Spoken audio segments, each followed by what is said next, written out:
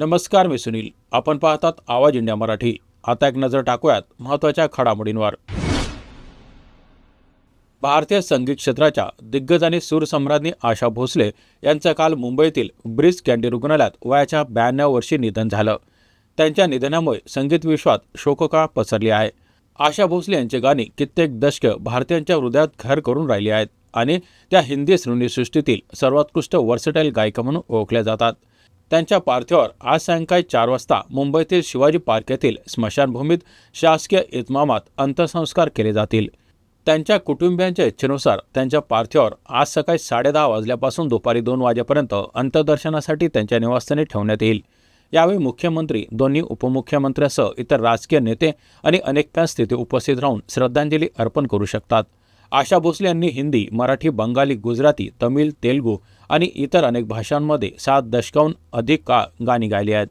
त्यांनी हिंदी सृष्टीतील दिग्गज संगीतांसोबत अनेक अजरामर गाणी दिली, ज्यात आर डी बर्मन, ओ.पी. नायर, लक्ष्मीकांत पेरेलर यांचं योगदान प्रमुख होतं.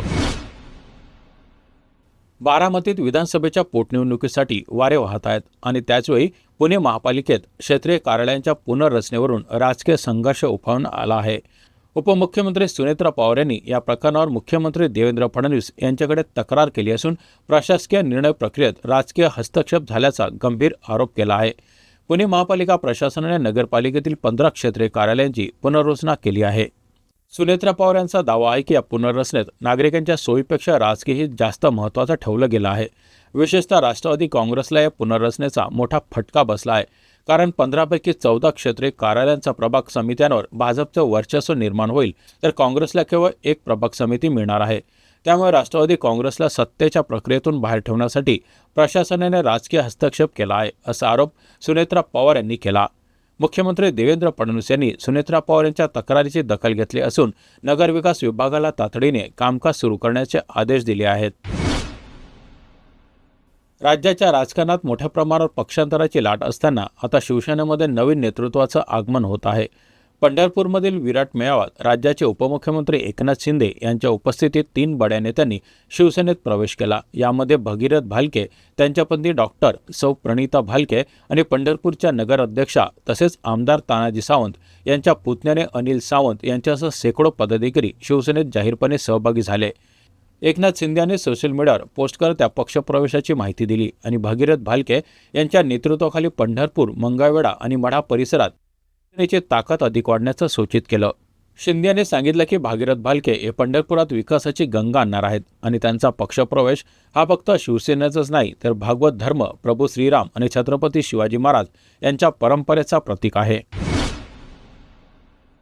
पंढरपूरमध्ये एक धक्कादायक ॲसिड हल्ल्याची घटना समोर आली आहे, ज्यामुळे संपूर्ण शहरात खळबळ उडाली आहे. वैष्णवी भागवत नावाच्या तरुणीवर अज्ञात व्यक्तीने ॲसिड हल्ला केला आहे. या घटनेची माहिती मिळाल्यानंतर पीडित मुलीला तातडीने पंढरपूरच्या लाईफलाईन रुग्णालयात उपचारासाठी दाखल करण्यात आला आहे. घटनेच्या वेळेस उपमुख्यमंत्री एकनाथ शिंदे यांचा पंढरपूर दौरा सुरू असताना ही घटना घडली. या प्रकारामुळे शहरात गोंधळ निर्माण झाला असून परिसरातील सीसीटीव्ही फुटेज तपासण्यात पोलिसांनी घेतला आहे. मुलीच्या कुटुंबियांनी घटनास्थळी पोहोचल्यावर या हल्ल्याची माहिती घेतली आणि पीडित मुलीच्या आईने भावनिक आव्हान करत सांगितलं की माझ्या मुलीवर असं काही होईल हे मी कधी स्वप्नातही कल्पना केली नव्हती. या प्रकरणी पोलिसांनी गुन्हा नोंदवला असून आरोपीला पकडण्यासाठी शोध सुरू केला आहे.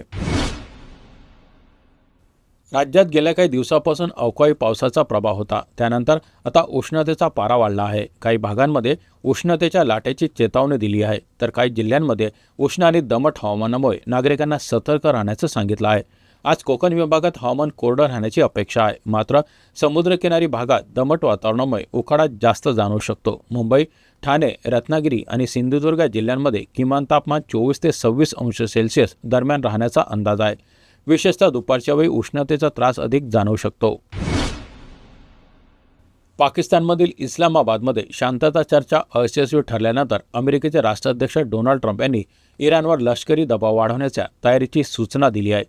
ट्रम्प यांच्या प्रशासनाने इराणवरील दबाव वाढवण्यासाठी वेगवेगळ्या पर्यायांची तपासणी सुरू केली आहे. इराणशी झालेली चर्चा निष्फळ ठरली असून अमेरिकेची लष्करी कारवाईची शक्यता अधिक स्पष्ट होत आहे. एका रिपोर्टनुसार ट्रम्प यांनी आपल्या सल्लागारांशी चर्चा केली आहे आणि इराणवरील हल्ल्यांची तयारी सुरू करण्यात आली आहे. इराणच्या मोक्याच्या ठिकाणी हवाई हल्ले करण्यासाठी अमेरिकन लष्कराला हाय अलर्टवर ठेवण्यात आला आहे. ट्रम्प प्रशासनाचं म्हणणं आहे की इराणला शरणागती पत्करण्यासाठी लष्करी कारवाई आवश्यक आहे.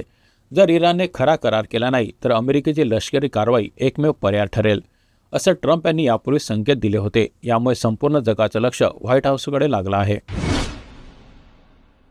अमेरिकेचे राष्ट्रपती डोनाल्ड ट्रम्प यांनी इराणच्या परमाणु हत्यारांवर शांतता चर्चा अयशस्वी होऊन काही तासांनी एक महत्त्वाची घोषणा केली आहे.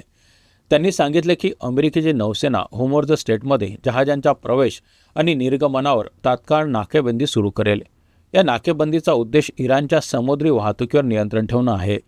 विशेषतः इराणच्या बंदरगावावर येणारे आणि बाहेर जाणारे जहाज रोखणे. या नाकाबंदीच्या निर्णयामुळे क्षेत्रातील तणाव आणखी वाढण्याची शक्यता आहे. अमेरिकेच्या केंद्रीय कमांडने याच्या लागू होण्याची तारीख आणि वेळ अधिकृतपणे जाहीर केली आहे. या नाकेबंदीचा परिणाम भारतावर देखील होण्याची चिंता आहे, कारण भारत मोठ्या प्रमाणावर इराणच्या तेलावर अवलंबून आहे. भारताच्या ऊर्जा आणि आयातीच्या बाबतीत हा तणाव गंभीर होऊ शकतो. भारताने इतर तेल उत्पादक देशाकडून तेल खरेदी करण्याच्या धोरणावर विचार करण्यास सुरुवात केली आहे. या संदर्भात भारताचे परराष्ट्र मंत्री एस जयशंकर यांनी यूएचे राष्ट्रपती शेख नाहयान यांच्याशी महत्त्वपूर्ण चर्चा केली आहे. भारत आपला क्रूड ऑइल बास्केट बदलत असून ओमान आणि दुबई ग्रेड तेलाऐवजी इतर देशांकडून तेल खरेदी करण्याची तयारी करत आहे. रविवारी गतविजेता रॉयल चॅलेंजर्स बेंगलोरने मुंबई इंडियन्सवर 18 धावांनी मात केली. आरसीबीने मुंबई इंडियन्ससमोर विजयासाठी 241 धावांचं आव्हान ठेवलं होतं. आरसीबीच्या गोलंदाजासमोर मुंबईला 20 ओव्हरमध्ये 5 विकेट्स गमावून 222 धावांपर्यंतच पोहोचता आलं.